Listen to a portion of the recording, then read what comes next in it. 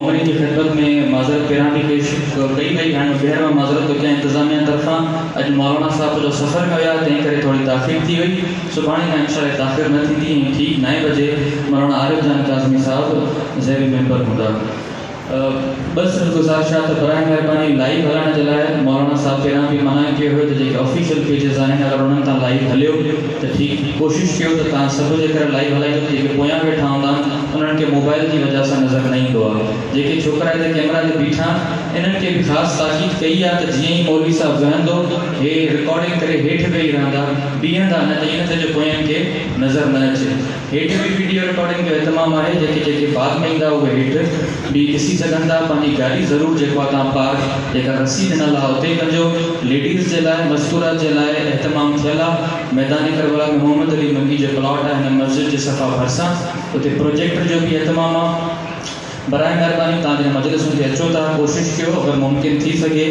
تو پانچ 12 بجن سان گڈ اچو تاکہ مجلس اساسا سب جو مستفید تھی سکن ماں مجلس سے چھہی مجلس جے لائے آغاز جلائے گزارش کنم حافظ سید قاری محمد رضا موسوی سان تو وہ اچن اور تلاوت قرآن کریم و حدیث قصص سان ان مجلس ازا جو آغاز کن بر محمد و آل محمد صلوات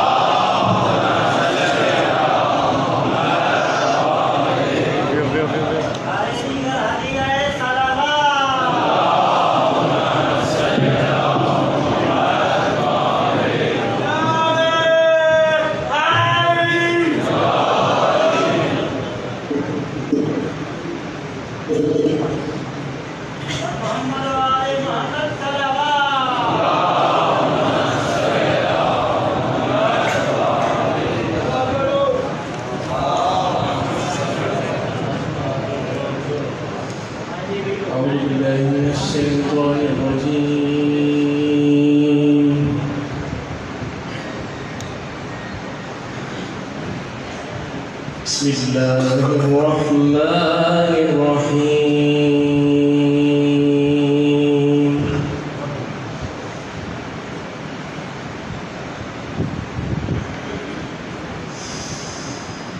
يا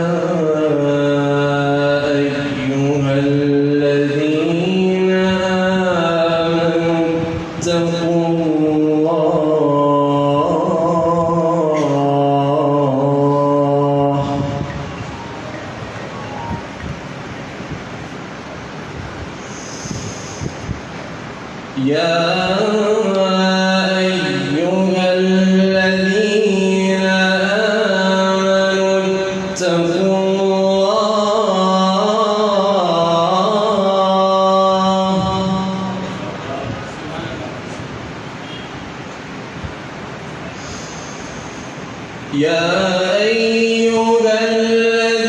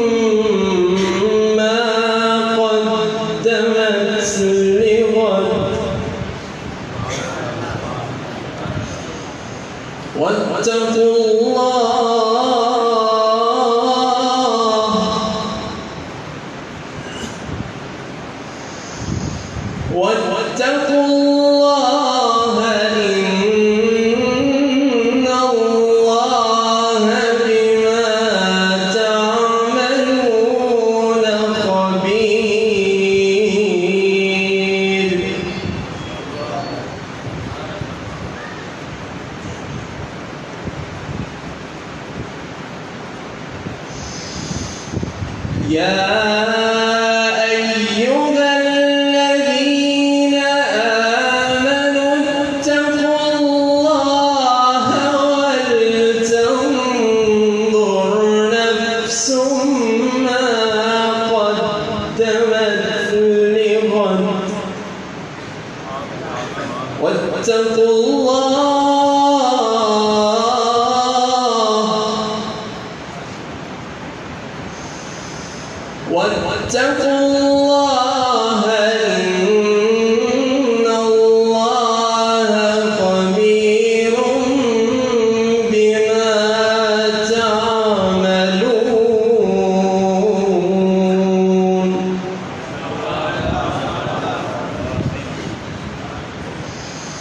ولا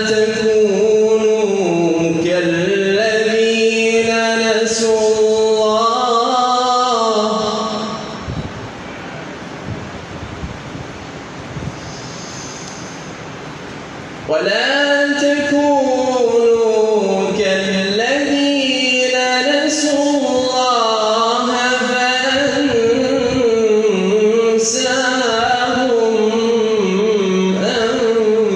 أنفسهم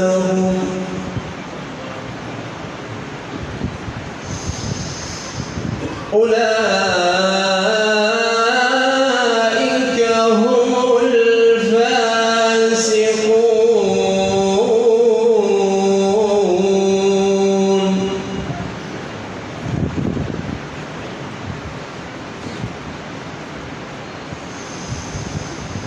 لا يستوي أصحاب النار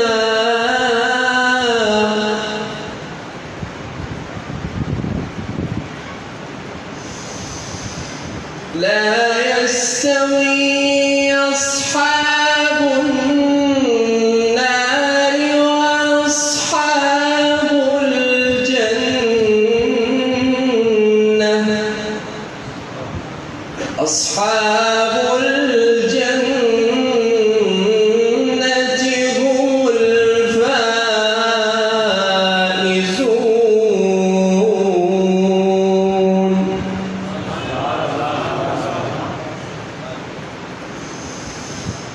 لو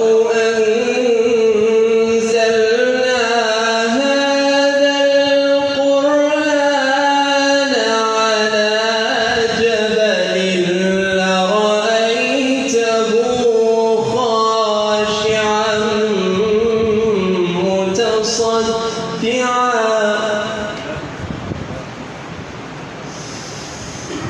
لرأيته خاشعا متصدعا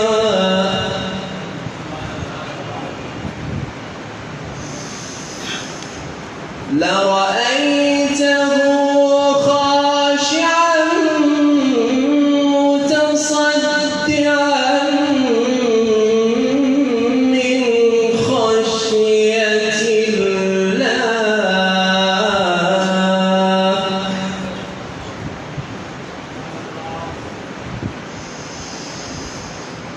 وتلك الأمثال نضربها للناس لعلهم يتفكرون.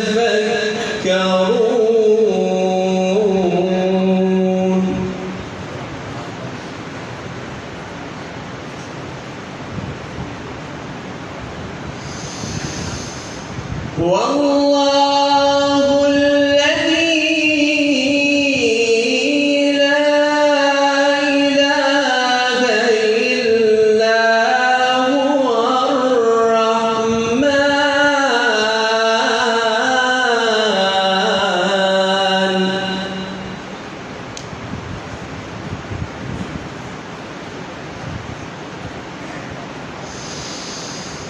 والله الذي لا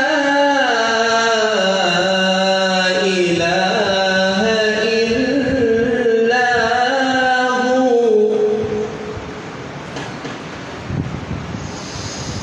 عالم الغيب والشهادة هو الرحمن الرحيم.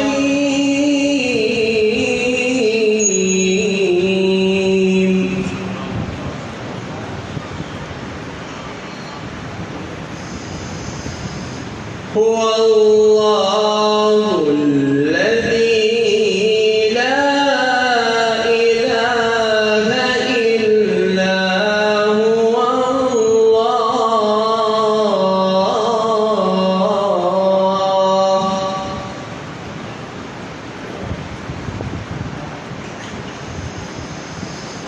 هو الله الذي لا إله إلا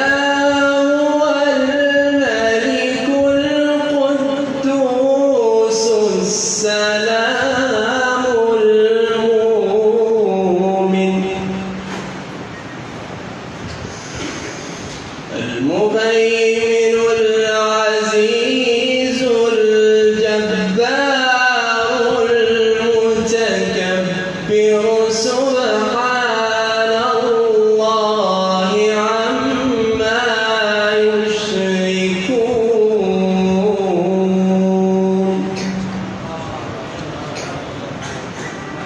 هو الله الخالق البارئ المصور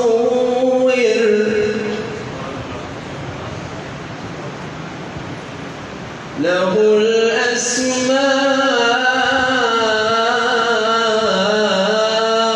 الحسنى يسبح له ما في السماوات والأرض وهو العزيز الحكيم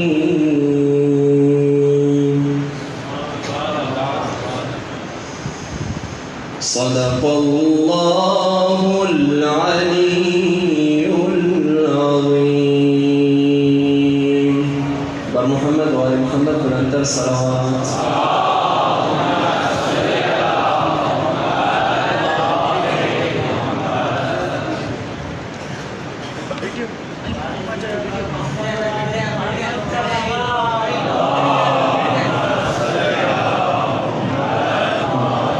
مومن کرام چھٹی عشر مجالس کی چھٹی مجلس سے اور 10 تک انشاءاللہ جو 5 مجلسیں ہیں مولانا عارف حسین جان قاسمی صاحب عطا فرمائیں گے.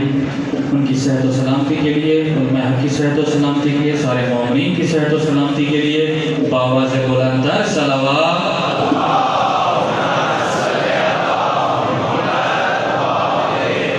مومن کوشش کریں اگر ممکن ہو سکے تھوڑا سا بھی قریب ہو سکے. ایک گزارش ہے کہ تاکہ پیچھے کافی مومن کھڑے ہوئے ہیں تھوڑی سی کو جگہ مل جائے گی. اگر ممکن ہو آپ کے لیے تو نام مولا دوسرے مومن کو جگہ دیں گے تو وہ بھی بیٹھ جائیں گے. اگر نہیں ہے جگہ تو پھر بس کوئی مسئلہ اگر ممکن ہو سکے کوئی ایک مومن بھی بیٹھ گیا اگر ہمارے تھوڑے ہلنے جلنے کی وجہ سے تو یہ بھی باعث ثواب ہے.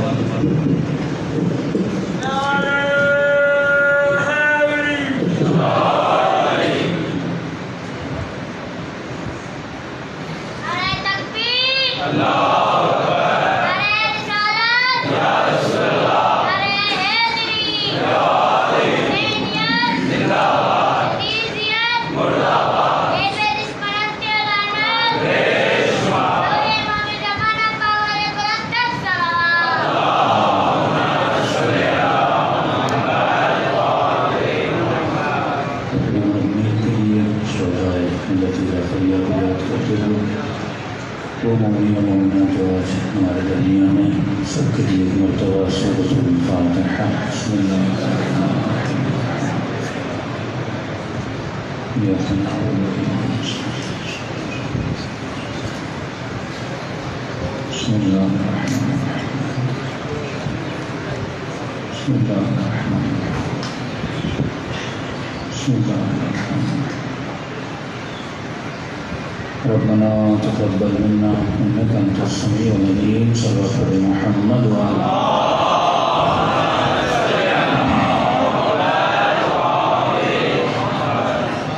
بسم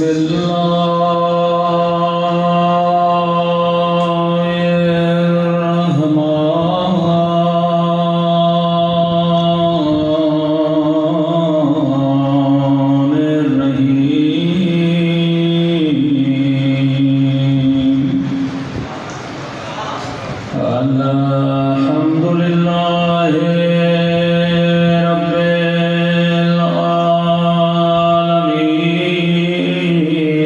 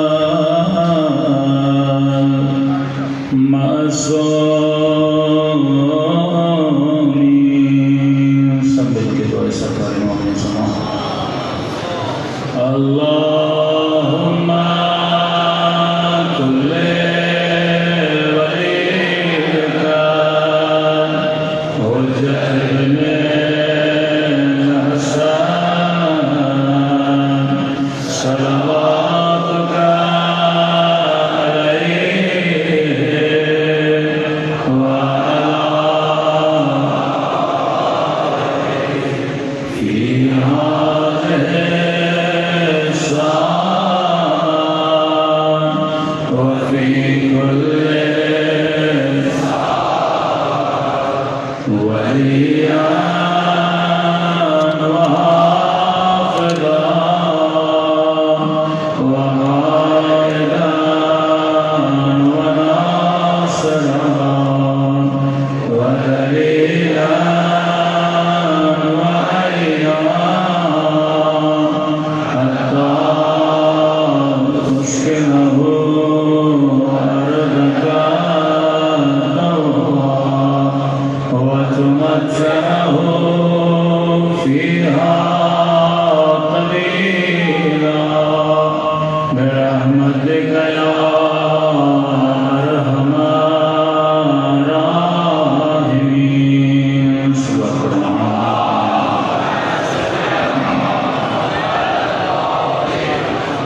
بسم الله الرحمن الرحيم. رب اشرح لي صدري ويسر لي أمري واحلل عقدة من لساني يفقهوا قولي.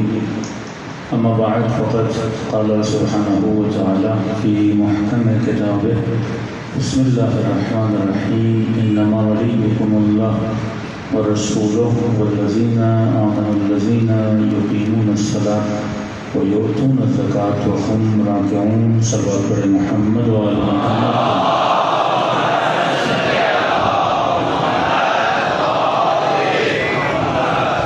دعا ہے پروردگار عالم ہم سب کی عبادتوں کو اپنی بارگاہ میں قبول فرمائے اور جس مقصد زندگی اور حیات کی وجہ سے مجالس میں آتے ہیں ان مقاصد میں بھی ہم سب کو کامیابیاں نصیب فرما دیں.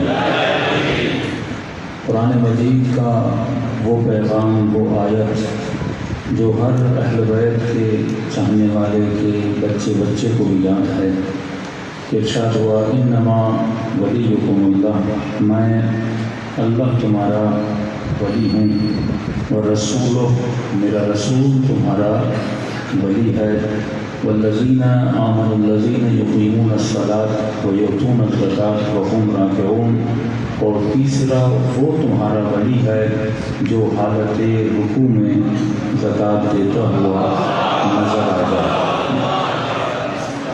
3 ولایتوں کا اعلان ہوا. جب کہا لا الہ الا اللہ، مطلب آپ نے اللہ کی ولایت کا اعلان کیا، کیونکہ اسی نے کہا کہ انما ولیکم اللہ. ہم سب نے کہا لا الہ الا اللہ. والرسول، ہم سب نے کہا محمد رسول اللہ. اور وہ جو رکوع کی حالت میں زکوٰۃ دیتا ہوا نظر آ جائے، ہم سب نے کہا علی ولی اللہ. اگر آیت رک جاتی تو ہم بھی رک جاتے.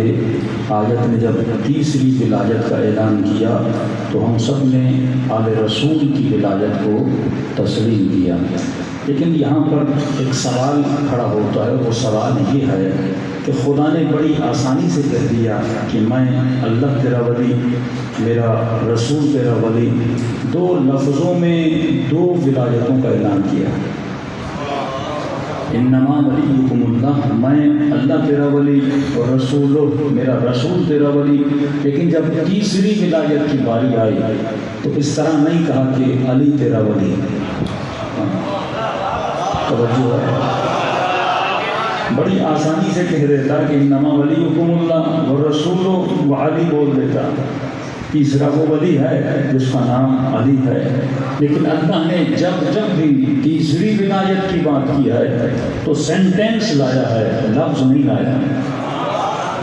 ایک لفظ میں اعلان کر سکتا تھا لیکن لفظ نہیں لایا. اللہ نے لمبا سا جملہ بیان کیا کہ تیسرا وہ ولی ہے جو حالت رکوع میں زکوٰۃ دیتا ہوا نظر آ جائے. اے خدا، اتنا لمبا سینٹینس لانے کی ضرورت کیا تھی؟ جس طرح تم نے اپنی ولایت کا اعلان کیا، اسی طرح جس طرح تم نے محمد کی ولایت کا اعلان کیا تو علی کی ولایت کا بھی اعلان کر دیتا. لیکن اللہ کبھی بھی تیسری ولایت کا نام نہیں بتاتا. کئی مسلمان کہتے ہیں کہ اگر آپ کے 12 امام ہیں تو کیا ہوتا، خدا 12 کے نام قرآن میں لا دیتا. بول دیتا کہ میں ولی، رسول ولی، علی ولی، اس کے بعد حسن ولی، اس کے بعد حسین ولی، اس کے بعد زین العابدین ولی، لیکن اللہ نے کبھی بھی قرآن میں تیسری ولایت کا نام نہیں بتایا۔ اس کا سب سے بڑا ریزن ہے، یہی تو قرآن کی فصاحت ہے، یہی تو قرآن کی بلاغت ہے، کیونکہ نام رکھنا آسان ہے، صفت پالنا بڑا مشکل ہو جاتا ہے۔ اور آسان کر کے آپ کو سمجھا دوں، یہاں پر آپ کو میں نے 5 لاکھ روپیے دیے روڑی میں، اور میں نے کہا کہ یہاں سے مثلا چلے جاؤ حیدرآباد، وہاں پہ فلاں شخص رہتا ہے جس کا نام ہے علی، اور اس کو جا کر 5 لاکھ روپیے دے دینا۔ اب آپ پہنچے حیدرآباد میں، آپ کے پاس ہے 5 لاکھ، آپ نے کہا کہ بھائی میں 5 لاکھ لایا ہوں، لیکن جس نے دیے ہیں اس نے یہ کہا ہے کہ یہ اسے دینا ہے جس کا نام علی ہے۔ تو حیدرآباد میں تو 10 علی ہوں گے، 15 علی ہوں گے، 20 علی ہوں گے، سارے کے سارے جمع ہو جائیں گے۔ بھائی میرا نام بھی علی ہے، وہ کہے گا میرا نام بھی علی ہے، وہ کہے گا میرا نام بھی علی ہے۔ تو اگر خدا 12 کے نام بتا دیتا کہ پہلا علی ہوگا، دوسرا حسن ہوگا، تیسرا حسین ہوگا، چوتھا علی ہوگا، 5واں محمد ہوگا، چھٹا جعفر ہوگا، 7واں موسیٰ ہوگا، تو اگر نام بتا دیتا تو ابو سفیان اپنے بچوں کے نام وہی رکھتا جو خدا بتا دیتا۔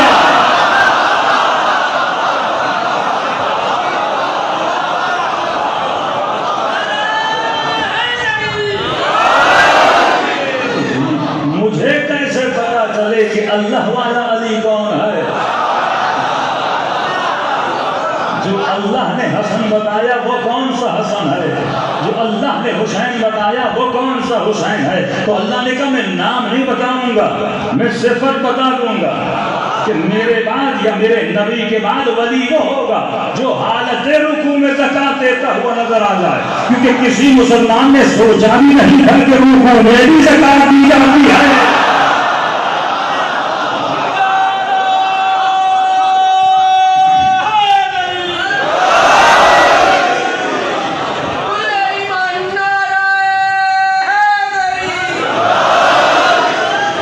کسی کے وہم و گمان میں بھی نہیں تھا کہ حالت رکوع میں زکات دی جاتی ہے۔ اللہ نے کہا نام نہیں بتاؤں گا۔ بھائی ایک بندے کا نام ہے شیر علی، تو شیر نام رکھنے سے کون شیر بن جاتا ہے؟ ایک بندے کا نام ہے رتن فر یا اسد، تو اسد کے نام رکھنے سے بھلا کوئی اسد بن کے جاتا ہے؟ نام اور ہے، صفت اور ہے۔ ہو سکتا ہے کہ نام شیر ہو اور چمکری سے بھی ڈرتا ہو، چونٹے سے بھی ڈرتا ہو۔ اللہ نے کہا میں صفت بتاؤں گا۔ کئی لوگ کہتے ہیں کہ مولانا اہل بیت میں فلاں کو بھی ڈال دیا، فلاں کو بھی ڈال دیا، فلاں کو بھی ڈال دیا۔ میں نے کہا گھبراتے کیوں ہو؟ اللہ نے اہل بیت کی صفت بتائی ہے، نام وہاں پر بھی نہیں بتایا۔ انما یرید اللہ لیذھب عنکم الرجس اہل البیت ویطہرکم تطہیرا۔ یہ اہل بیت رسول کون ہیں؟ جو ہر طرح کے رجس سے دور ہیں۔ اب جو بھی اس چادر تطہیر میں آنا چاہے پہلے یہ دیکھنا کہ وہ طاہر بھی ہے کہ نہیں۔ وہ اہل بیت میں سے ہوگا جس نے زندگی میں کبھی کسی بت کو سجدہ نہیں کیا۔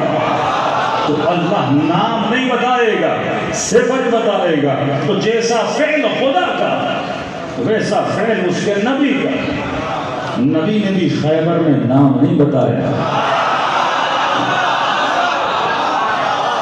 اتنا سسپینس کریٹ کیا کہ سارے اصحاب پریشان تھے، کل علم کسے ملے گا؟ میں کہوں یا رسول اللہ کہہ دیتے کل میں علی کو دوں گا، کہیں نام نہیں لوں گا، میں صفت بتاؤں گا کہ غدن لأتین رأیتن رجلن کرارن غیر فرارن، کل میں علم اسے دوں گا، مرد ہوگا۔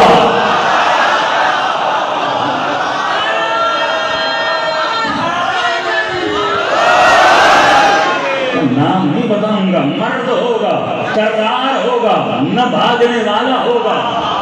تو نام رکھنا آسان ہے پر صفت علی پیدا کرنا بڑا مشکل ہے۔ تو یہی تو قرآن کی فصاحت ہے، یہی تو قرآن کی بلاغت ہے۔ کبھی کہا اطیعوا اللہ واطیعوا الرسول واولی الامر منکم، اللہ کی اطاعت کر، رسول کی اطاعت کر۔ جب تیسری اطاعت کی باری آئی پھر بھی نام نہیں بتایا، اللہ نام نہیں بتاتا۔ فرمایا وہ تیسری اطاعت کس کی ہے؟ جو اولي الامر ہے. یہ آیت ہر اہل بیت کا چاہنے والا اپنے ذہن نشین کر دے، کیونکہ یہی آیت آپ کے مذہب کی حقانیت کی سب سے بڑی آیت ہے.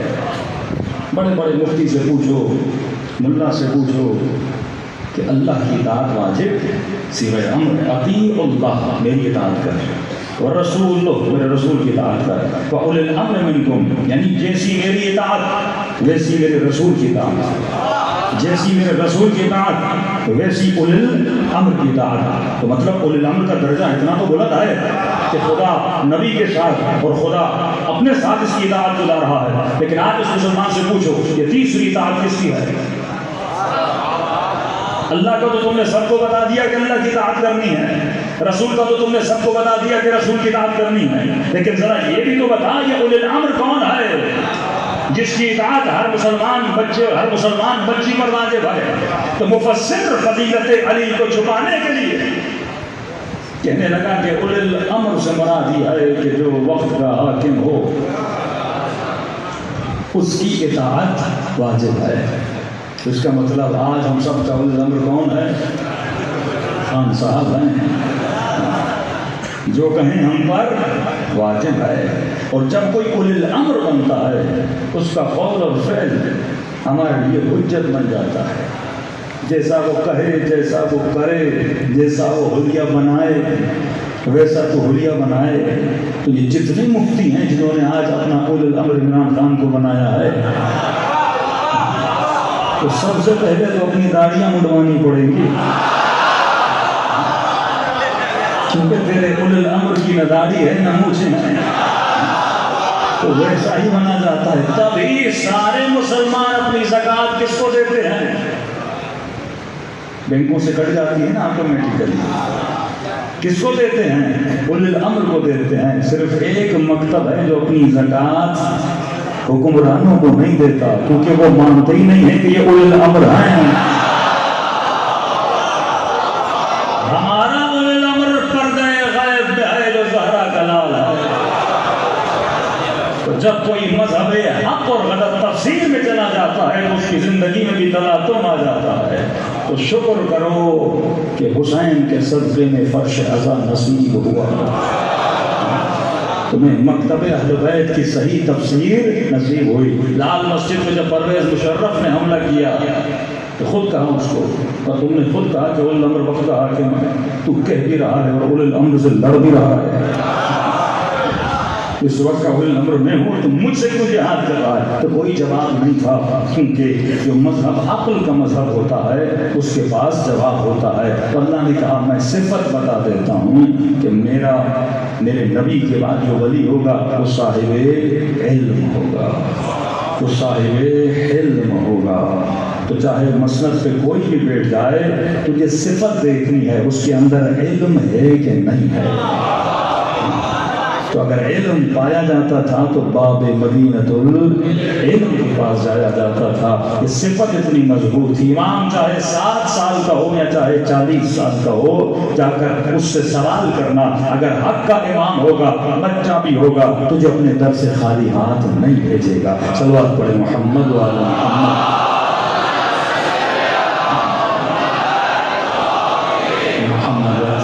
تو 3 ولایتوں کا اعلان ہوا. انما ولیکم اللہ، میں اللہ تمہارا ولی ہوں. ہم سب نے کہا لا الہ الا اللہ، والرسول، ہم سب نے کہا محمد رسول اللہ. اور تیسرا وہ ولی ہے جو حالت رکوع میں زکوٰۃ دیتا ہوا نظر آ رہا ہے. ہم سب نے کیا کہا؟ علی ولی اللہ. یہ آپ نے کیا 3 ولایتوں کا اقرار. کیا کیا؟ اقرار. اس کو علمی لینگویج میں کہوں تو کہتے ہیں ولایت نظری، انگلش میں کہوں تو تھیوری. جب آپ نے اقرار کر لیا تو آپ کی کیا بنی؟ تھیوری بنی کہ اللہ ولی ہے، نبی ولی ہے، علی ولی ہے. یہ آپ کی تھیوری بنی. لیکن صرف تھیوری سے کچھ نہیں ہوتا. پاکستان کا مطلب کیا؟ ہاں سارے بولتے ہیں یہ تھیوری ہے، لیکن کہیں لا الہ الا اللہ نظر آتا ہے. اس کی ٹی وی پر لا الہ الا اللہ نظر آتا ہے. اس کے میڈیا میں لا الہ الا اللہ نظر آتا ہے، اس کے ایکٹر ایکٹریسز کی زندگی میں لا الہ الا اللہ نظر آتا ہے، اس کے آفیسرز اور سیاستدانوں میں لا الہ الا اللہ نظر آتا ہے، تو صرف نظریہ بنانے سے کچھ نہیں ہوتا. نظریہ اور ہے، عمل اور ہے. یہ کہنا کہ میرا اللہ ولی ہے، میرا رسول ولی ہے اور علی میرا ولی ہے، یہ نظریہ ہے. نظریہ بنا لینا کوئی بڑی بات نہیں ہے. نظریہ تو ابو سفیان کا بھی تھا، اس نے بھی کہا لا الہ الا اللہ محمد رسول اللہ. نظریہ تو ان کا بھی تھا جو کربلا کے میدان میں حسین کے مقابلے میں آئے اور وہ بھی کہہ رہے تھے لا الہ الا اللہ محمد رسول اللہ. لیکن نظریہ کچھ بھی نہیں ہے. مولا امیر فرماتے ہیں ایک ہے ولایت نظری جو تیرا نظریہ ہے، ایک ہے ولایت عملی، اصل ہے ولایت عملی.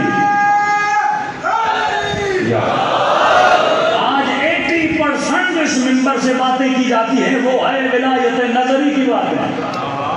وہ شیعہ ہو، وہ سنی ہو، وہ دیوبند ہو، اہل حدیث ہو، ہر بندہ اپنا نظریہ تھوپنا چاہتا ہے. جنگ نظریے کی ہے لیکن جنگ ولایت عملی کی نہیں ہے. توحید عملی، رسالت عملی، ولایت عملی. جب تک ولایت عملی میں بندہ نہیں آتا تب تک اسے جنت نصیب نہیں ہوتی، تب تک یہ صاحب کرامت نہیں بنتا. ولایت عملی اور ذرا آسانی سے سمجھاؤں. آپ کی مثلاً ابھی گرمی بہت ہے، آپ کسی دوست کے گھر میں گئے، اس کے گھر میں اے سی لگا ہوا تھا، آپ نے دیکھا کمرہ بہت ٹھنڈا ہے، کول اینڈ کول ہے، تو آپ کا نظریہ بنا کہ جس بھی کمرے میں اے سی ہوگا وہ کمرہ کیا ہوگا؟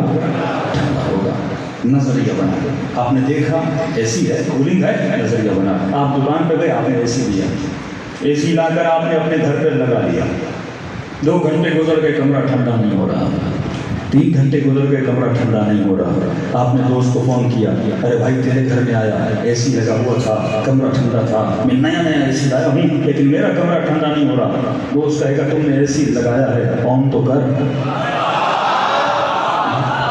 اے سی کو کھول تو صحیح.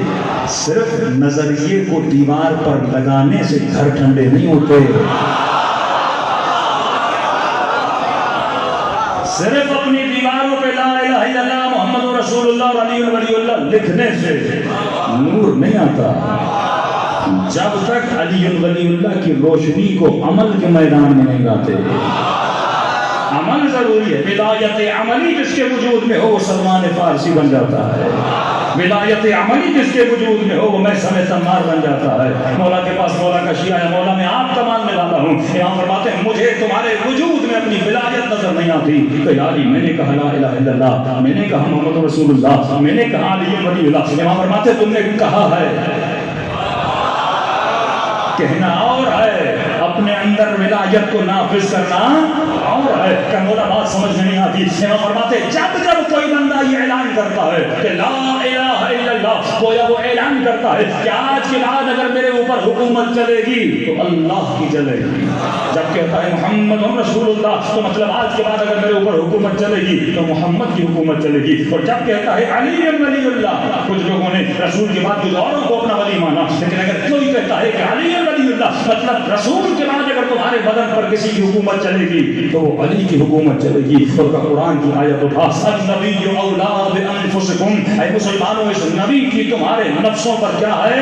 ولایت ہے. ولایت کا مطلب کیا ہے؟ جب تو اعلان کر دیتا ہے کہ محمد رسول اللہ، گویا تو کہتا ہے کہ آج کے بعد میرے نفس کا مالک کون ہے؟ محمد ہے. میرے مال کا مالک کون ہے؟ محمد ہے. میرے بچوں کا مالک کون ہے؟ محمد ہے. میری بیوی اور پورے خاندان کا مالک کون ہے؟ محمد ہے. یعنی اب اگر رسول چاہے تو تیری اجازت کے بغیر تیرے مال کو خرچ کر سکتا ہے. اب اگر رسول چاہے تیری اجازت کے بغیر تیرے بچے کو میدان جہاد میں بھیج سکتا ہے. اب اگر رسول چاہے تیری اجازت کے بغیر تیری بیوی کو طلاق دے سکتا ہے. اب بات سمجھ میں آئی کہ علی کو حق طلاق کیوں تھا؟ کیونکہ اولاد انفسکم ہے، یہ نفسوں کے مالک ہیں. امام فرماتے ہیں اگر ایسی ولایت تیرے اندر ہے تو یہ ہے ولایت عملی. جب عملی ولایت میں آ جاتا ہے تو خدا پھر تجھے عطا کیا کرتا ہے؟ تجھے صاحب کرامت بنا دیتا ہے.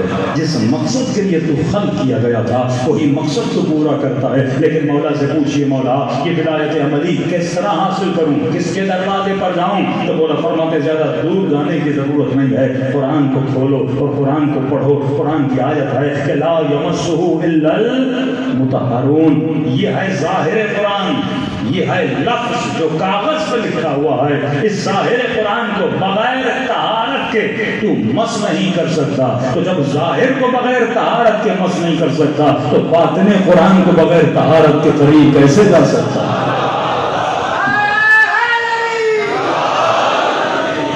اور سمجھاؤں، کیونکہ پہلی مجلس سے جب تک آپ نظری اور عملی کو سمجھیں گے نہیں تب تک اگلی مجلسیں ہضم نہیں ہو پائیں گی آپ سے۔ دیکھیے، ایک مکتب تشیع کے دو پلر ہیں، ایک پلر ہے تولا، دوسرا پلر ہے تبرہ۔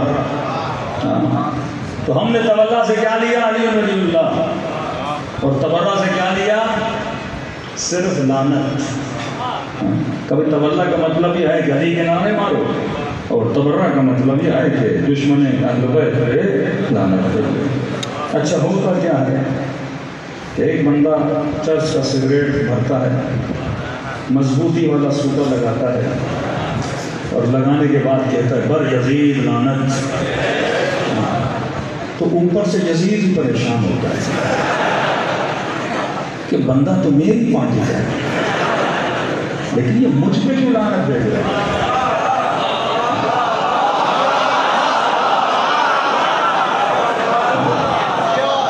کیونکہ اس نے تبرہ سمجھی نہیں ہے۔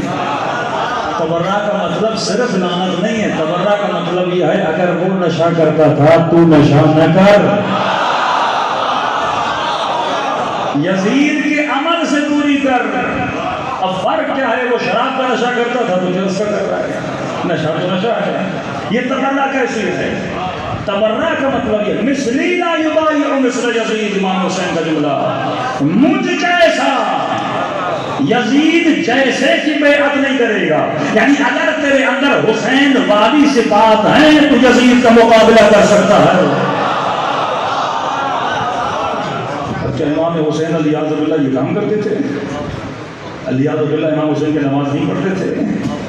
تو صفات حسینی پیدا کرو گے تو صفات یزیدی سے دور ہو جاؤ گے۔ لیکن 80% یزید والی صفات ہوں تو 10-15% اچھی صفات ہوں، اور میں کہوں کہ میں تبرہ کر رہا ہوں، اسے تبرہ نہیں کہتے۔ یہ لعنت جو بھیجتے ہو نا واپس آ کے تیرے سر پہ ٹپک جاتی ہے کہ نشہ بھی کرے اور یزید کی لعنت بھی بھیجے۔ یہ تو وہی کردار ہے۔ امام حسن کا ایک صحابی تھا،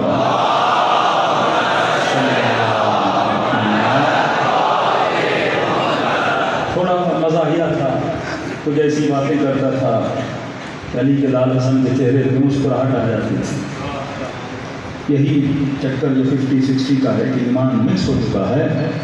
تو امام نے کہا، جیسے آیا امام کی خدمت، امام نے کہا بتا زندگی کیسی گزر رہی ہے؟ کہنے لگا کہ مولا جیسی خدا چاہتا ہے ایسی بھی نہیں گزر رہی، جیسی شیطان چاہتا ہے ایسی بھی نہیں گزر رہی، جیسی میں چاہتا ہوں ایسی بھی نہیں گزر رہی۔ امام نے کہا کیا مطلب؟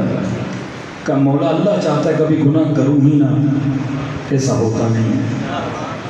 کبھی گناہ کرتا ہوں، کبھی اچھے ثواب کام کر دیتا ہوں، اور شیطان چاہتا ہے کہ میں کبھی ثواب کروں ہی نہ۔ مولا ایسا بھی نہیں ہوتا، کبھی کبھی آپ کو دیکھنے بھی آ جاتا ہوں، کبھی کبھی ثواب کمانے آ جاتا ہوں۔ اچھا تو کیا چاہتے کہ مولا میں چاہتا ہوں کبھی مروں ہی نہ، ایسا ہوتا بھی نہیں ہے۔ تو امام نے اس کو بڑا پیارا جملہ کہا۔ امام کے ساری باتوں کو چھوڑ، مولا فرماتے ہیں مثلاً اگر یہاں پہ 100 لوگ مجمع ہے تو اگر میں چاہوں 100 کے 100 خوش ہو جائیں، بڑا مشکل کام ہے، کیونکہ 100 لوگ 100 ذہنیتیں، 100 سوچیں، 100 پسندیں، 100 خواہشیں۔ کوئی کہے گا مولانا تاریخ پڑھیں، کوئی کہے گا تبلیغ پڑھیں، کوئی کہے گا خیبر پڑھیں، کوئی کہے گا خندق پڑھیں، کوئی کہے گا ولایت پڑھیں۔ تو بندہ کس کس کو راضی کرے؟ تو مولا فرماتے ہیں اگر روزوں لوگوں کو راضی کرنے کے لیے نکلو تو بہت مشکل ہے۔ 1000 لوگ، 1000 ذہنی، 1000 پسند ہیں، تو فرمایا عقل مندی سے بتا 100 کو راضی کرنا آسان ہے یا ایک کو راضی کرنا آسان ہے؟ اگر بندہ عقل مند ہو تو ایک کو راضی کر سکتا ہے، تو فرماتے ہیں کوشش یہ کر بس اللہ راضی ہو جائے، اور جس سے خدا راضی اس سے علی راضی۔ اور جس سے علی راضی اس سے حسین راضی. تو یہ ہے ولایت عملی. ولایت نظری تقریباً لوگ مانتے ہیں لیکن اصل ہے ولایت عملی. ابھی میں کہوں نعرہ حیدری، کتنا آسان ہے نعرہ مارنا. سارے لوگوں نے کہا علی، لیکن صبح کی نماز کو اٹھنا کتنا مشکل ہے. وہ ہے ولایت عملی. اصل یہ ہے کہ میری ولایت میں اتنی طاقت ہو کہ یہ صبح نماز پر بھی اٹھائے. میری ولایت امیر المومنین میں اتنی طاقت ہو کہ مجھے نشے سے روکے. میری ولایت عملی میں اتنی طاقت ہو کہ یہ نگاہ نامحرم پر نہ پڑے. یہ ہے ولایت عملی. اب آئیے مولا کی خدمت میں جاتے ہیں کہ مولا میں ولایت عملی کے میدان میں آنا چاہتا ہوں. امام نے 7-8 طہارتوں کے مناظر بتائے. اگر انسان اس مناظر کو طے کرتا جائے پھر میں بتاؤں گا کہ انسان صاحب کرامت بن جاتا ہے. اور جب صاحب کرامت بنتا ہے تو خدا کون کون سی کرامتیں اسے عطا کرتا ہے. اچھا یہ دیکھیے، اگر کوئی بہت اچھا مناظر ہو، زیادہ سے زیادہ کتنے لوگوں کو شیعہ بنائے گا؟ 200 300 400. لیکن اگر کوئی بندہ صاحب کرامت ہو، وہ پوری دھرتی کی دھرتی کو مولائی بنا دیتا ہے. پنجاب چلے جائیے، بلوچستان چلے جائیے، لیکن صوبہ سندھ میں اتنی آل رسول سے محبت کیوں پائی جاتی ہے؟ کبھی سوچا؟ کیونکہ یہاں پر قلندر جیسے صاحب کرامت موجود ہے. ایک بندہ جب صاحب کرامت ہوتا ہے وہ صاحب کشش ہوتا ہے. 2 بلب لگے ہو، ایک فیوز ہے ایک جل رہا ہے. بلب تو بلب ہے لیکن یہ فیوز بلب ہے، یہ روشن بلب ہے. اور جب بلب روشن ہوتا ہے وہ خود بھی روشن ہوتا ہے، دوسروں کو بھی روشن کرتا ہے. فیوز ولایت کسی کے کام کی نہیں ہے.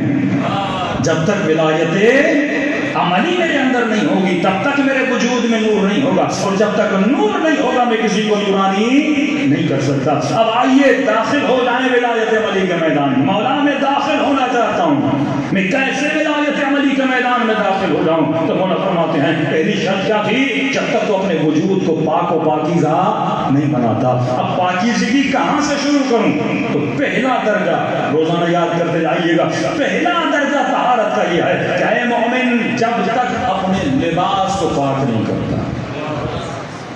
پہلا درجہ ہے کہ لباس مومن کا کیا ہونا چاہیے؟ پاک و پاکیزہ. برترین نماز، برترین عبادت، وہ حج ہو، وہ عمرہ ہو، وہ امام حسین کی زیارت ہو، لیکن اگر میرے کپڑے نجس ہیں میں مصلی پر کھڑا بھی ہو جاؤں، یہ نماز نہیں ہے، یہ عذاب بن جاتا ہے. اگر نہ ہو کہ اسی بچے کو نجس کپڑوں کے ساتھ مجلس حسین میں دیتا ہے، جھولی میں نجاست پڑی ہوئی ہے، اور کہے خدا میری دعا کو قبول فرما. اللہ کیا وعدہ ہے کہ میں کیسے تیری دعا کو قبول کروں؟ حسین کی مجلس میں بیٹھ کر نجس کپڑوں کے ساتھ آئی ہے. یہ پاکوں کا دروازہ ہے، نجسوں کا دروازہ نہیں ہے. کتنا مکتب اہل بیت نے آپ کو طہارت کے قریب دیا ہے.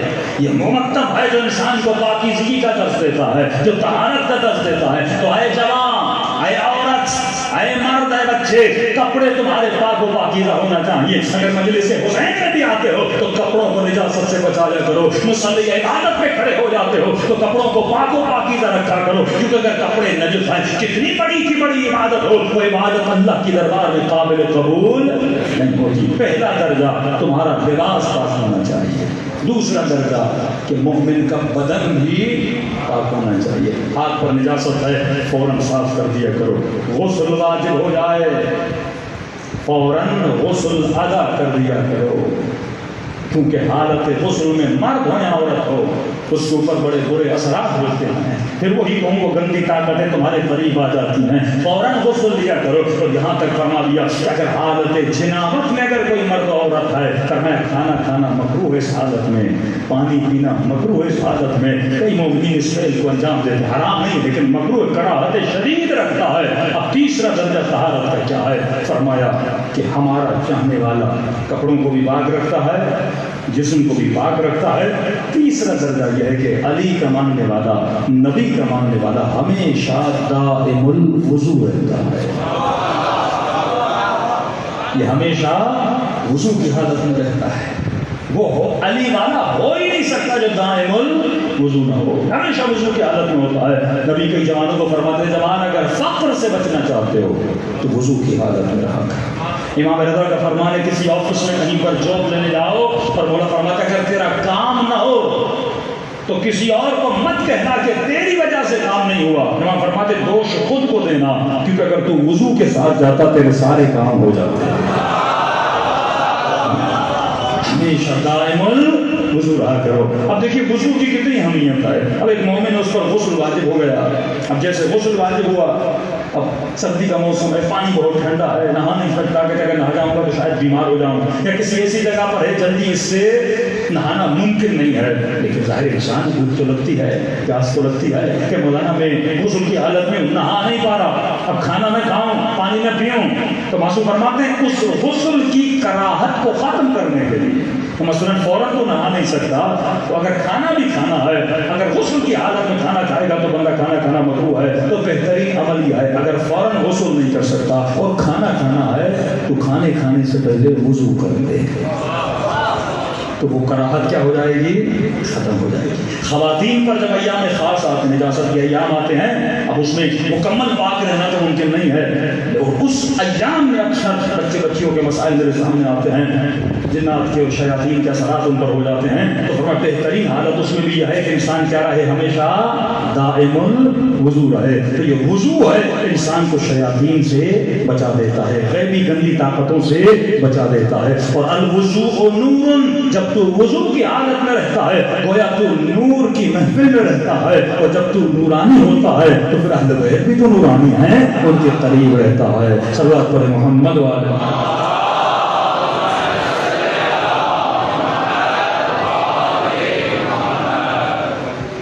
دوسری بات کہ آج کا کوئی ایسا مومن ہے جو حرم امام میں گیا اور بغیر وضو کے جاتے ہوں گے بعض نادان، لیکن جب آپ مولا کی زری کو دیکھنے جاتے ہو تو مستحب ہے پہلے غسل کرو۔ دیکھیے وہی طہارتوں کے درجات ہیں۔ ہر معصوم کے چھٹے امام کو فرمان ہے کہ جب بھی کسی معصوم کی زیارت کو جاؤ پہلے کیا کرو؟ غسل زیارت کرو، پھر غسل کرو گے تو جو نجاستیں ہوں گی، کثافتیں ہوں گی وہ چلی جائیں گی۔ اس کے بعد کیا کرو؟ صاف ستھرا لباس پہنا کرو، پاک و پاکیزہ لباس پہنا کرو۔ اب لباس پاکیزہ ہے، پھر فرمایا جب حرم میں جانا چاہو تو اس سے پہلے وضو کیا کرو، وضو کی حالت میں جایا کرو۔ اب مومن کا عقیدہ ہے کہ نہیں، دیکھیں نظریہ اور عمل میں کتنا فرق ہے۔ معصوم کی زری کو بغیر وضو کے ہاتھ نہ لگایا کرو، کیونکہ احترام ہے، یہ زری ہے، حالانکہ جسم امام حسین نہیں ہے، مولا کی نسبت سے کیا بنائی گئی ہے؟ زری بنائی گئی ہے۔ وہ بھی مومن بغیر وضو کے نہیں دیکھتا، کہتا میں حالت وضو میں جاؤں۔ تو اب ہر مومن کا عقیدہ ہے کہ نہیں، من یمت یرمی، مولا فرماتے ہیں جو دنیا سے جائے گا ولی کے چہرے کی زیارت کرے گا۔ اچھا کوئی اس مجمع میں ہے جس کو یقین ہو میں کل نہیں مروں گا، میں 2 منٹ کے بعد نہیں مروں گا، میں 1 مہینے کے بعد نہیں مروں گا، تو جب تجھے یقین ہے کہ موت زیارت علی کا نام ہے تو ہمیشہ وضو کی حالت میں رہ کے جب زیارت ہو تو تو وضو کی حالت میں ہو۔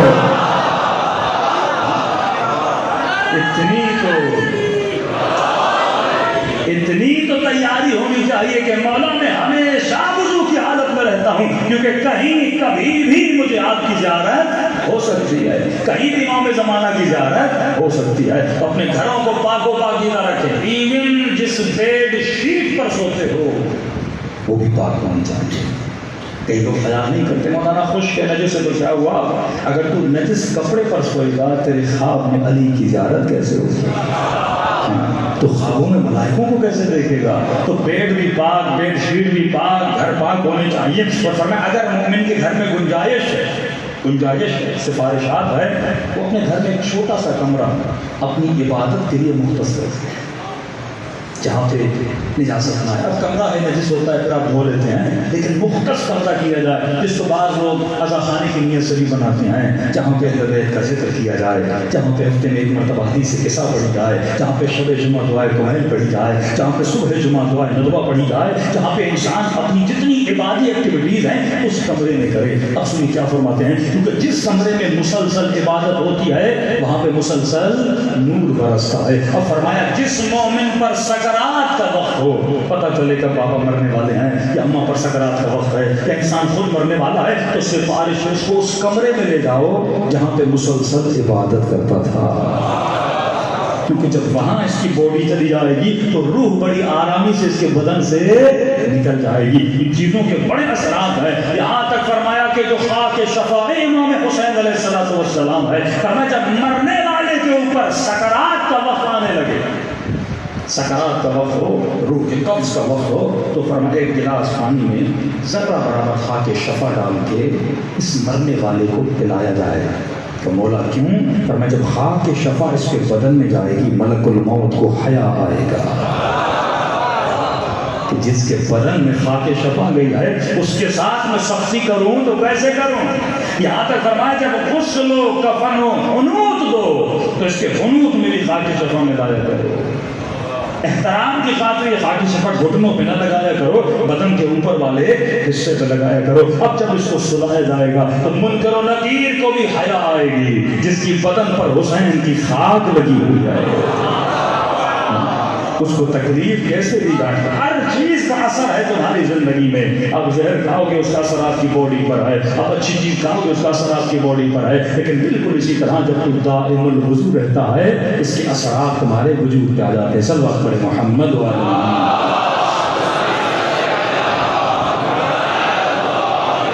ایک حدیث قدسی سنیے کیا فرماتے ہیں رسول خدا. حدیث قدسی کے جملے ہیں اللہ کے بہت پیارے جملے. اگر ہر بندہ اس پر عمل کرے اس کی زندگی بہت آسان ہو جائے. اللہ کی آواز آتی ہے جب میرے کسی بندے کا وضو ٹوٹ جائے، جب میرے کسی بندے کا وضو ٹوٹ جائے، اگر وہ دوبارہ وضو نہ کرے تو اس نے اپنے رب کے ساتھ جفا کی.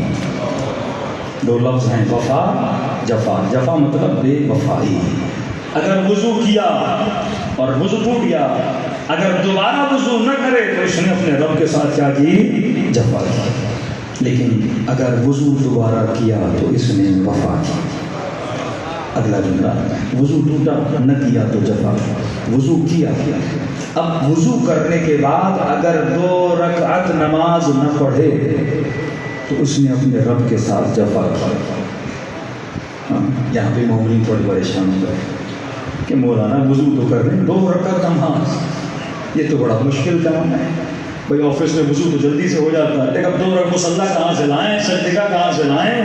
تو اس کا مطلب 24 گھنٹے مصلی ساتھ ہونے چاہیے اور روڈ پہ بندہ ہے، ہوٹل پہ ہے، تو کس طرح وضو تو کر لیں ہم نے، لیکن 2 رکعت نماز کیسے پڑھیں؟ دین بڑا آسان ہے. یہ 2 رکعت نماز مستحب ہے. مستحب نماز کے لیے نہ قبلے کی ضرورت ہے نہ مصلی کی ضرورت ہے.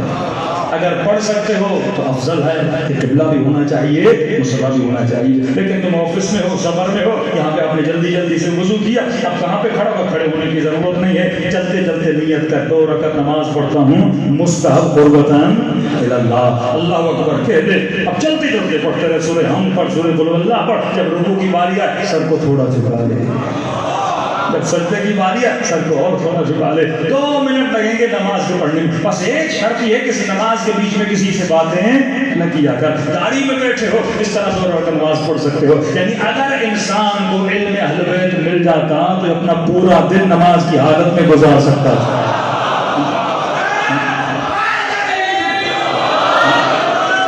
کتنی فضول باتیں ہم گاڑیوں میں کرتے جاتے ہیں، فضول باتیں. وہاں پہ مستحب نماز پڑھ کے والد کو بخشو، کسی اور کو بخشو، تو پورا دن عبادت میں گزر سکتا ہے. 2 منٹ لگیں گے وضو میں، 2 منٹ لگیں گے مستحب نماز پڑھنے میں. اب بندہ گھر پر ہے، فیسلٹی ہے، یہ تو نہیں ٹی وی کے سامنے بیٹھ کے 2 رکعت نماز پڑھ رہا ہوں، ایسا نہیں کرنا. گھر پر ہو، اگر فیسلٹی موجود ہے، مصلی ہے، تو وہاں پر لازم ہے کہ وہاں پہ کیا پڑھے. لیکن مجبوری ہے، روڈ پر ہے، آفس پر ہے، وہ نماز پڑھ نہیں سکتا مصلی پر، تو وہاں پر اجازت ہے کہ انسان مستحب نماز ایسے پڑھ سکتا ہے. تو ورنہ وضو ٹوٹا اور وضو نہ کیا تو میرے ساتھ جفا کیا، وضو کیا تو وفا کیا. اب وضو کیا 2 رکعت نماز نہ پڑھی تو میرے ساتھ جفا کی، اگر نماز پڑھی تو میرے ساتھ وفا کی، اب اگر نماز پڑھنے کے بعد مجھ سے کچھ نہ مانگے تو جفا کی۔ یہ کریم ہے، اس کے در سے کوئی خالی ہاتھ نہیں جاتا، یہ بخش دینے والا ہے، یہ غنی مطلق ہے، پوری دنیا اور کائنات کو عطا کرنے والا ہے۔ فرمایا وضو کیا وفا کی، وضو کرنے کے بعد نماز پڑھی تو وفا کی، اب نماز پڑھنے کے بعد اگر دعا نہ کرے تو جفا کی، اور اگر دعا کی تو وفا کی۔ اگلا جملہ بڑا پیارا ہے، فرمایا دعا کرنے کے بعد اگر میں خدا اس کی دعا کو قبول نہ کروں تو میرے بندے کے ساتھ جفا کی۔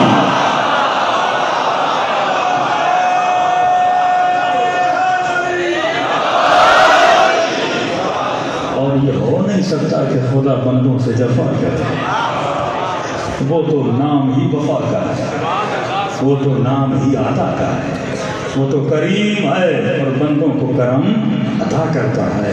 تو انسان اگر چاہے تو کتنی آسانی سے ہماری زندگیاں آسان ہو سکتی ہیں، لیکن ہم ابھی تک نظریے پر رکے ہوئے ہیں، عمل کے میدان میں داخل۔ سلمان ایسے نہیں بنتے جب تک بندہ عمل کے میدان میں نہ آ جائے، اور عمل کے میدان میں کب آتا ہے؟ جب ان چھوٹی چھوٹی طہارتوں کے منازل کو پار کرے، اور جب کمپلیٹ طہارت کے درجے پر پہنچ جاتا ہے تو خدا اسے صاحب کرامت بنا دیتا ہے۔ کئی واقعات ہیں کرامت کے، معروف کرخی کے واقعات سنے ہوئے ہیں، سید علی حمدانی، آیت اللہ عظمہ قاضی کشمیری، یہ بڑے بڑے علماء طی الارض، یہ سارے مقامات کس کے لیے ہیں؟ اے انسان تیرے لیے ہیں۔ کھانا پینا تو حیوان بھی یہ لذت لیتا ہے، نکاح کی لذت تو حیوان بھی لیتا ہے، گھومنا پھرنا یہ ساری لذتیں حیوان بھی تو لیتا ہے۔ تو ایک لذت ایسی لے جو حیوان کو نہیں ملتی، ان لذتوں میں سے ایک لذت ابھی لے رہے ہو، وہ ہے لذت ذکر حسین ابن علی۔ یہ ہے روحانی لذت، جسم تھک جاتا ہے، روح نہیں تھکتی ہے۔ رات کو ایگزام ہے آپ کا، جسم کو نیند آتی ہے، لیکن روح کو پتا ہے صبح ایگزام دینا ہے، پھر اٹھتا ہے چہرے کو دھوتا ہے، پھر پڑھتا ہے، پھر چہرے کو دھوتا ہے۔ یہ دلیل ہے کہ جسم تھک رہا ہے پر روح تھکنے والی نہیں ہے۔ روح اور جسم دونوں کا میلاب ہے۔ اب اگر جسم نجس ہوگا تو روح پرواز نہیں کر پائے گی، اور جو پاک جسم ہوتا ہے اسے پرواز کی اجازت بھی ہوتی ہے۔ صلوات پڑھیں محمد و آل محمد۔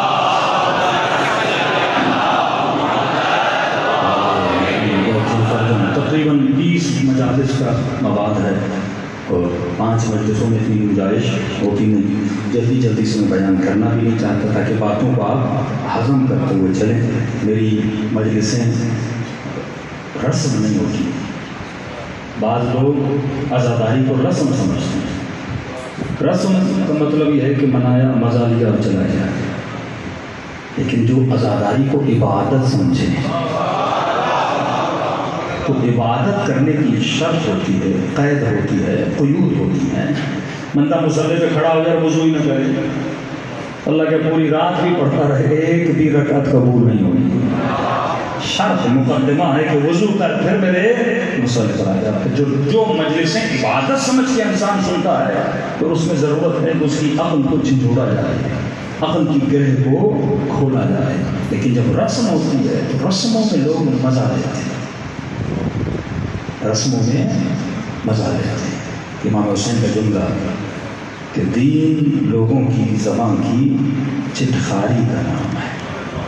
جس طرح چنگم منہ میں رکھتے ہو نا، سوپاری منہ میں رکھتے ہو، مزہ لے لے کے پھر پھینک دیتے ہو۔ بعض ہماری عبادتیں رسم جب بن جاتی ہیں نا تو آتا ہے آدمی مجلس مولانا میں علی کا ذکر سنتا ہے، مزہ لیتا ہے، مزہ لیتا ہے، اپنے نظریے کی جب تعریف سنتا ہے تو اسے مزہ آتا ہے، اور کسی اپنے مخالف کی برائی سنتا ہے تو اسے مزہ آتا ہے، اور مزہ لے کے جب باہر جاتا ہے تو پھر خود وہی کرتا ہے جو دشمن نہیں کرتا تھا۔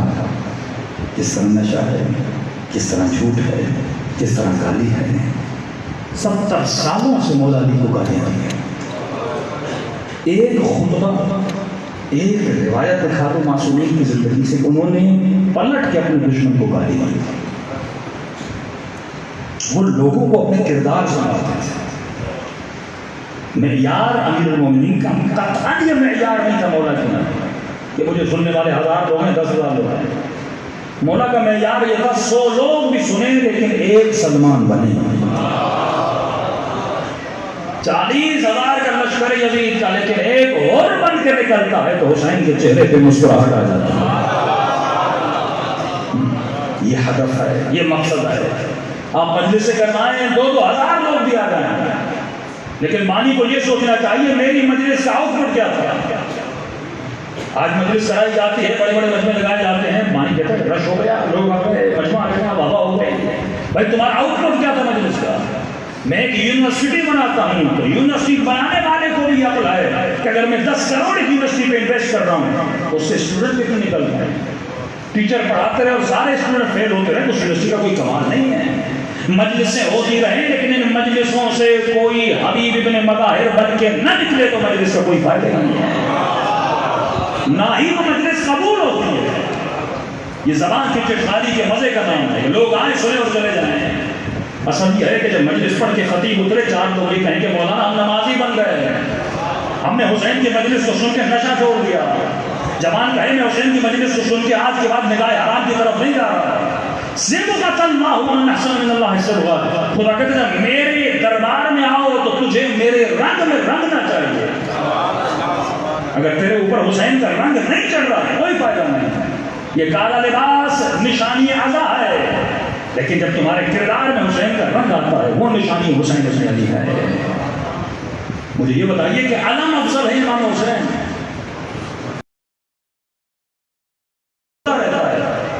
قتل المومن, اگر کوئی مومن کو قتل کرتا ہے, کسی مومن کی عزت کو برباد کرتا ہے, یہ کعبے کی عزت سے بھی زیادہ ہے. تو برترین شبیہ کس کی ہے؟ شبیہ ہے امام حسین بن علی ہے, شبیہ ہے حسین. تو میں ادم تو بنتا ہوں, میں سلجھنا تو بناتا ہوں, میں مہندی کو نکالتا ہوں, لیکن کیا میں نے آج تک حسین کی کردار کی شبیہ ہی بنائی؟ دلیل دے کے بیان کروں گا, حوالے بات نہیں کروں گا. کردار کی شبیہ بنائی. اور جب کوئی کردار کی شبیہ بن جاتا ہے, جب کوئی کردار حسین کی شبیہ, جب کوئی اپنے وجود میں کردار علی کی شبیہ بنا دیتا ہے تو خود علی کہتے ہیں السلمان منا اہل البیت. سید تو نہیں تھا, بنو ہاشم تو نہیں تھا, کہا منا اہل البیت, ہم اہل بیت میں سے آئے, کیونکہ اس نے خود کو شبیہ علی بنا دیا تھا, شبیہ کردار امیر المومنین بنا دیا تھا. جب دنیا دور سے دیکھتی تھی کہتی تھی جب علی کا سلمان ایسا ہے تو خود مولا علی کیسا ہے.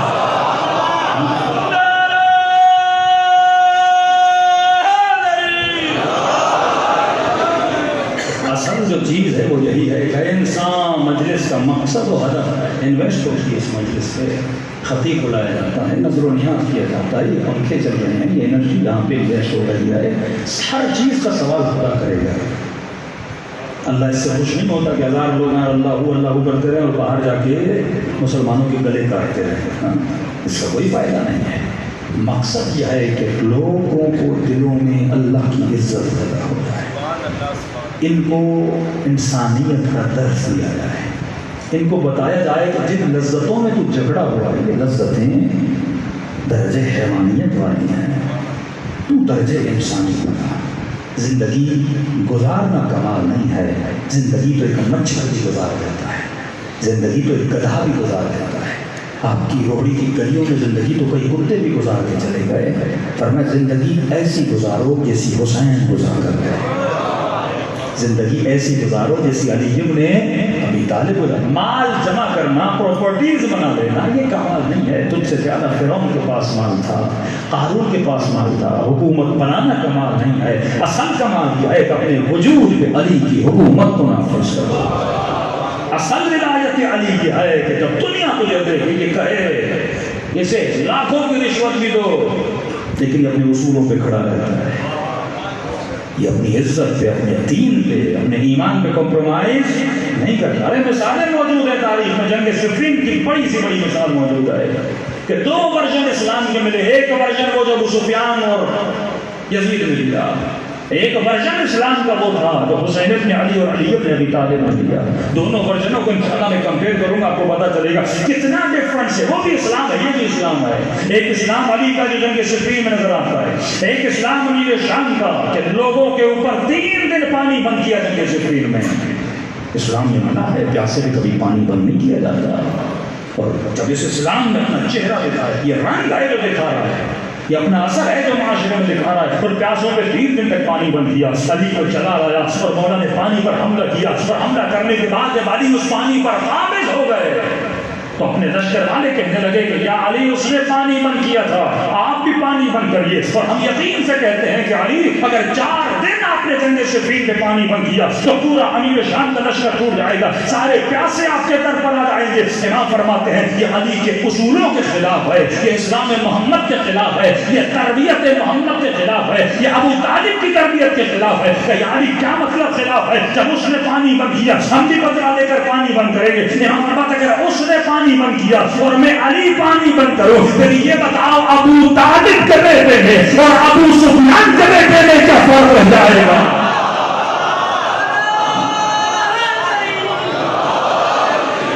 یہ جملہ علی والا نہیں کہتا وہ رشوت لے رہا ہے تو میں بھی لوں گا, پھر اس میں اور تجھ میں کیا فرق رہتا ہے؟ دنیا گناہ کرتی ہے تو میں بھی کروں گا, دنیا میں چلتا ہے تو میں بھی ایسا چلاؤں گا. نہیں میرے عزیز, علی والا پہاڑ کی طرح ہوتا ہے, وہ اصولوں پہ کمپرومائز نہیں کرتا, وہ دنیا کی طلب میں نہیں جاتا, وہ دنیا برائے دنیا نہیں چاہتا, وہ دنیا برائے آخرت چاہتا ہے. تو یہ کب ہوگا؟ جب آپ کو ان طہارت کی منازل کا پتہ چلے گا. آج 3 منزلوں کا پتہ چلا. پہلی چیز اپنے لباس کو پاک رکھو, دوسری چیز اپنے بدن کو پاک رکھو, تیسری چیز ہمیشہ دائم الوضو رہو. ایک رات کی مہلت مانگی حسین ابن علی نے. دل پہ ہاتھ رکھ کے بتائیے, اگر آپ کو کہا جائے کہ ایک رات کے لیے آپ زندہ ہیں تو انہیں وہ رات اپنی بچی کے ساتھ گزارنا,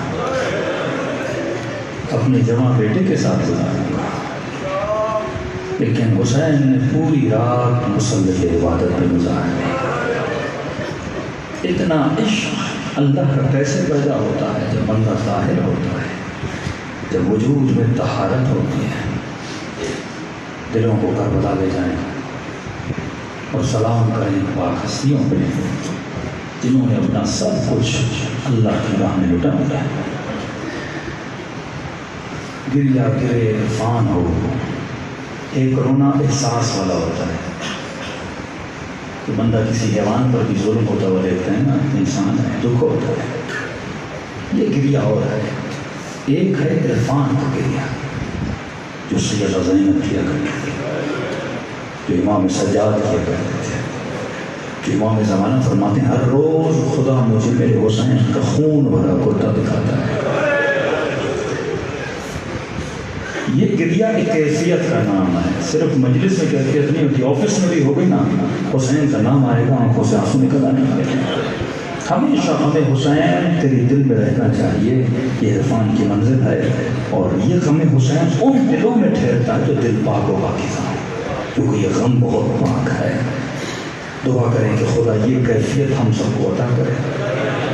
اور فرماتے ہیں کہ سلام حسین کا سلام زیارت حسین کے برابر ہے.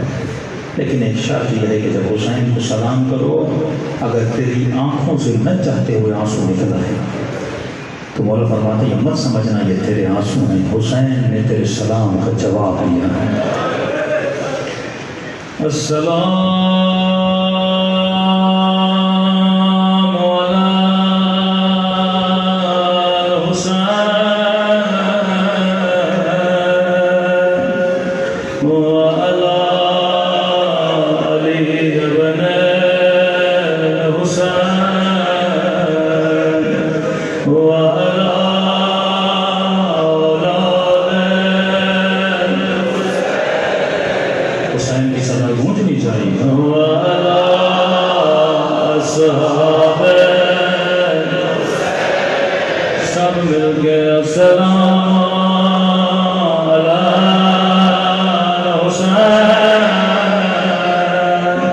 وعلى آله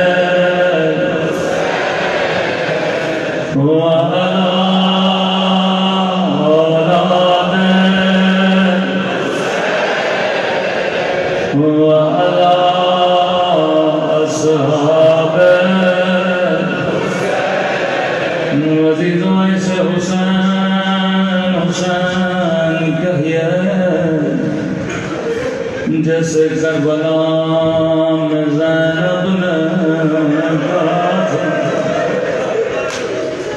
جب تو حسین حسین کرتا ہے زہرا کے دل کو بڑی ٹھنڈک پہنچتی ہے آج حسین حسین کر رہے ہو لیکن کسی نے تجھے تماچے تو نہیں مارے آج حسین حسین کر رہے ہو کسی نے تجھے پتھر تو نہیں مارے محرم کا مہینہ شروع ہوتا ہے بھر نوح خان کا نوحہ سنتے لیکن کبھی کبھی امام زمانہ کا بھی نوحہ سنا کرو زیارت ناہیہ امام زمانہ کا نوحہ سنیں گے کس طرح سلام کرتے فرمایا میرا سلام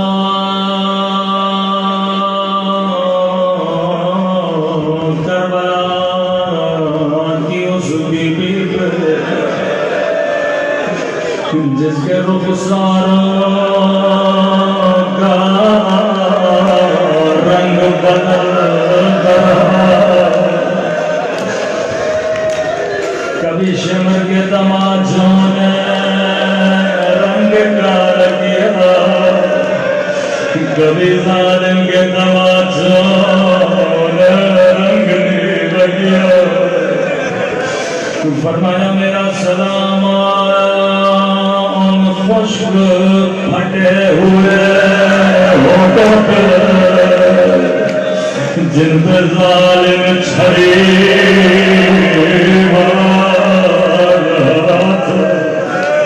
فرمایا امام تو سن کے برداشت نہیں کرتا لیکن میں نے اپنی آنکھوں سے دیکھا ظالم میری سکینہ کا تماچے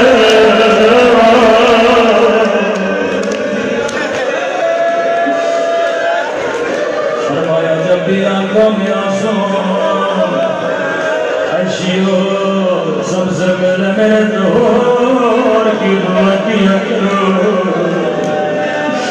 کسی ازادار نے کہا مولا جب جب دعا کرو تو خدا کو کس بیوی کا واسطہ کرو فرمایا ہمیشہ دو بیویوں کا واسطہ دیا کرو ایک خدا کو میری پھوپھی زینب کا واسطہ دیا کرو دوسرا میری نبی سے سکینہ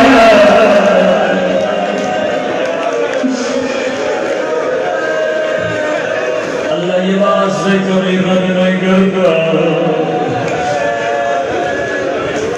اللہ جانے سلام میں بھی کرنا چاہتا ہوں مولا امام زمانہ آپ نے کہا آپ کا سلام جن پہ ظالم چھڑی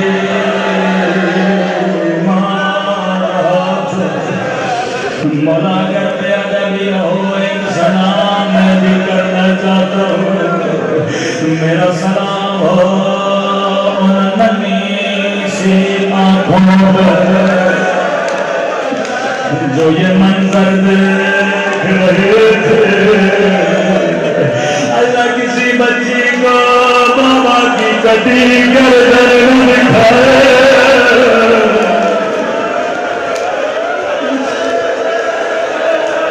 مجھے نہیں معلوم بچی کیسے بڑی سخت روایت ہے اگر آج نہ پڑھو تو پھر کب پڑھوں گا کہ مولا وہ کون سا منظر تھا جس نے آپ کو خون رلایا قدیمی مومنوں میں اشارہ کروں گا کفیل میں نہیں رہوں گا امام فرماتے ہیں جس منظر نے مجھے خون رلایا وہ اکبر کے سینے میں برچھی کا لگنا نہیں تھا وہ قاسم کی لاش کے ٹکڑے ٹکڑے ہونا نہیں تھا وہ عباس کے بادلوں کا کٹنا نہیں تھا، مولا وہ کون سا منظر تھا؟ فرمایا ایک رسی سے میرے ابھی نام نہیں لیا سمجھ گئے، فرمایا ایک رسی تھے اور 18 گردے تھے، کسی کا قد بڑا کسی کا قد چھوٹا، دارو جب میں چلتا تھا باتیں کی آواز آتی تھی، بابا کرا جھک رہا ہے،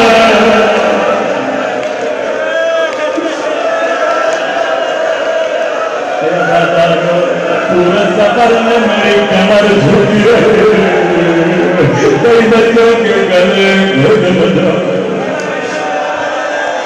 بڑی سنسنی فرمایا قافلہ شرابی کی دربار میں، علی کی بیٹیاں کئی کئی گھنٹے دربار میں کھڑی، یہاں یزید ملعون دربار میں، اللہ جانے شمر نے یزید کے کانوں میں کیا کہا، یزید نے ایک مرتبہ قیدی بیویوں کو دیکھا، کہنے لگا حسین کی بچی کون ہے؟ 4 سالہ بچی کون ہے؟ شمر نے سکینہ کی طرف اشارہ کیا، ملعون جیسے بچی کو دیکھ کر پہلا سوال کرتا، اے بچی بتا تیرا نام کیا ہے؟ بتا تیرا نام کیا ہے؟ اب تھوڑی دیر کے لیے میری طرف متوجہ ہو رہا، جیسے کہا بچی تیرا نام کیا ہے؟ روایت کے جملے بڑے سخت ہے، راوی کہتا ہے بچی کے ہونٹ ہلے پر آواز نہیں نکلے،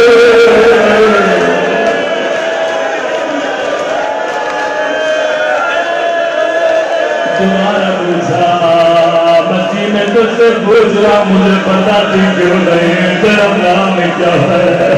ابھی کہتا ہے بچی کے ہونٹ ہلے پر آواز نہیں نکلی، ملعون تیسری مرتبہ غصے میں کہتا ہے میں تجھ سے پوچھ رہا ہوں، مجھے پتا تھی کیوں نہیں، تیرا نام کیا ہے؟ یا امام سجاد کی آواز آئے، ملعون بچی بجا تو رہی ہے لیکن گردن کی رسی بڑی تنگ ہے، بچی کی آواز کیسے نکلے؟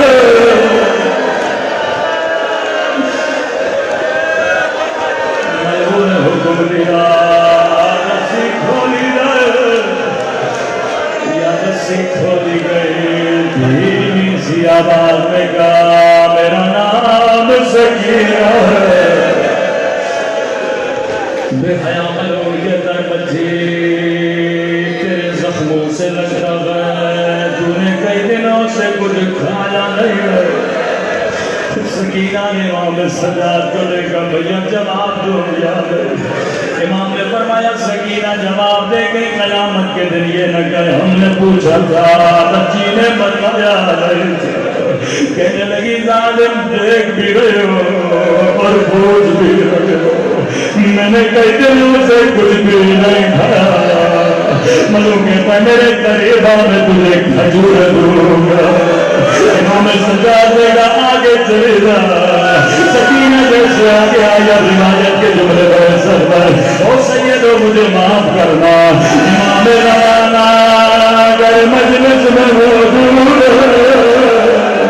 تو مولا مجھے معاف کریے گا، کہ عرب کی رسم تھی وہ تشت میں کھجور رکھتے تھے، ملعون نے اشارہ کیا تشت بلایا میں تشت بچی گیا، بچی نے کیسے کرنا ہٹایا، کیا دیکھا ایک کٹی ہوئی اللہ کسی بچی کو مالا کی گردن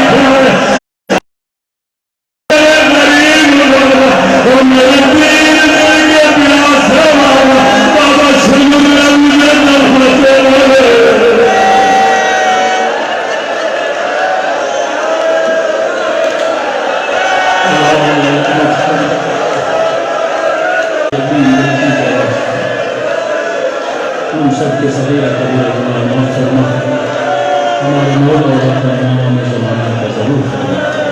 ربنا تقبل منا انک انت السمیع العلیم۔